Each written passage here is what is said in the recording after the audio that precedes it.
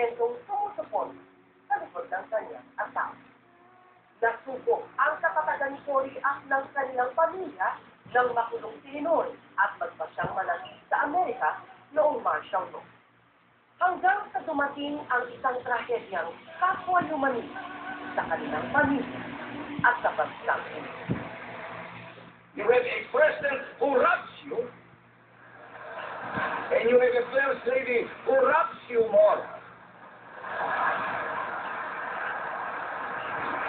Para lubos natin maintindihan ang laban na hinarap ni Cory Aquino, kailangan nating salitan ang isinaglaban ng kanyang asawang si Ninoy. I shall dedicate the last drop of my blood to the restoration of freedom and the dismantlement of your martial law. I think that's what they want. I mean, I can go two ways. I can go on an armed struggle, if I can still go, or I can go to jail and continue my crusade from jail. August 21, 1983, sa kabila ng bansang assassination laban sa kanya, nagbalik si former opposition Senator Ninoy Aquino sa Pilipinas. I really hope that they allow me to stay in my country, it's my homeland. I don't mind if they put me back in jail. I have a death sentence, and in fact, I'm coming back to tell them if they think I'm guilty, I'm ready to be shot.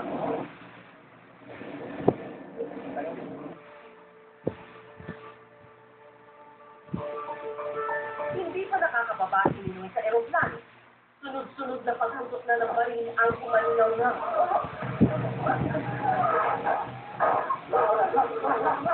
Dalawang tama ng bala sa ulo ang pusi sa kanyang buhay. Nang sumutok ang balitang pagpatay kay Ninoy, isa si Father Catalino sa dumalaw sa mag-ina sa Boston sa Amerika, kung saan naninirahan noon ang pamilya Aquino. Sinabi nga sa akin sa Boston College, teacher my alma mater, na inatay daw si Senator Aquino sa Manila. Sabi sa akin, ang bahay ng family is just across the street from the entrance to the Boston College campus. So pumunta ako roon at nakilala ko na siya. Ang sumalubong sa akin si Noy, bumaba si Mrs. Aquino galing sa second floor ng kanilang bahay doon sa Newton.